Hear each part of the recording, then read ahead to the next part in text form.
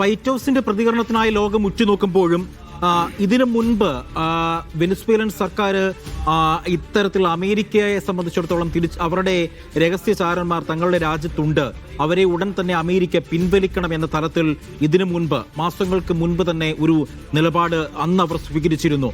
അപ്പോൾ അന്നും വെനസ്വേല സർക്കാർ പറഞ്ഞിരുന്ന പ്രധാനപ്പെട്ട കാര്യം അമേരിക്ക തങ്ങളെ ഏത് നിമിഷവും ആക്രമിച്ചേക്കാം എന്ന് പറയുന്നു. അപ്പോഴും അവിടെ ട്രംപ് പറയുന്നത് വെനസ്വേല ഒരു മയക്കുമരുന്ന് കടത്ത് രാജ്യമാണ്, ആ രാജ്യത്തിന്റെ ലഹരിക്കെതിരെയാണ് തങ്ങളുടെ പോരാട്ടം എന്നാണ് അന്ന് ട്രംപ് ഭരണകൂടം പറഞ്ഞത്.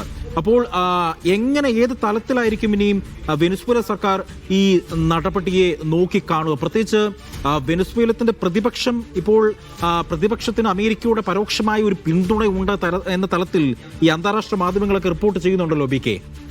അജി, 90കളുടെ തുടക്കം മുതൽ തന്നെ വെനസ്വേലയുടെ സർക്കാരിന്, പ്രത്യേകിച്ചും സോഷ്യലിസ്റ്റ് നയങ്ങൾ സ്വീകരിക്കുന്ന ഈ സർക്കാരുകളെ അട്ടിമറിക്കാനുള്ള ശ്രമങ്ങൾ സിഐയുടെ നേതൃത്വത്തിൽ അമേരിക്ക തുടങ്ങിക്കഴിഞ്ഞിരുന്നു. പക്ഷേ അതൊന്നും തന്നെ വിജയം കണ്ടിരുന്നില്ല. ഹ്യൂഗോ ഷാവേസ് അതിനെ ശക്തമായി പ്രതിരോധിക്കുന്നു. അതിനുശേഷം വന്ന നിക്കോളസ് മദുറോയായിരുന്നാലും പലതവണ അദ്ദേഹത്തിനെതിരെ പലതരത്തിലുള്ള ആരോപണങ്ങൾ ഉണ്ടായിരുന്നു. എല്ലാ അധികാരങ്ങളും ഒരു ഭാഗത്തേക്ക് കേന്ദ്രീകരിക്കുന്നു എന്ന പ്രശ്നങ്ങളെല്ലാം തന്നെ ഉണ്ടായിരുന്നുവെങ്കിലും അമേരിക്കയുടെ ധാർഷ്ട്യത്തെയും അവരുടെ രഹസ്യ നീക്കങ്ങളെയും പൊളിക്കാൻ മദുറോക്ക് സാധിച്ചിരുന്നു.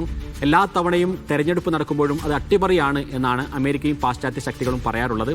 കഴിഞ്ഞ 2024 നടന്ന തെരഞ്ഞെടുപ്പും അതൊരു അട്ടിമറിയാണ് എന്ന് പറയുകയും നിക്കോളസ് മദുറോയെ പ്രസിഡന്റായി അംഗീകരിക്കില്ല എന്ന നിലപാട് സ്വീകരിക്കുകയുമായിരുന്നു അമേരിക്ക ചെയ്തിരുന്നത്.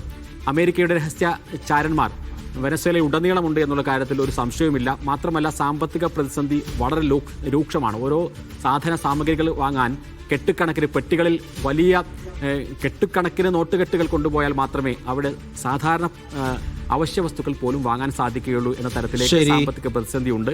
അതിനിടയിലാണ് അങ്ങനെ ഞെരുക്കിയ ഒരു രാജ്യത്തെയാണ് ഇപ്പോൾ ആക്രമണം കൂടി നടത്തി കീഴടക്കാൻ കഴിയുമോ എന്ന് അമേരിക്ക നോക്കുന്നത് എന്നാണ് ഇപ്പോൾ ഈ വെനസ്വേലയുടെ പ്രതികരണത്തിൽ നിന്നും നമുക്ക് മനസ്സിലാകുന്നത്.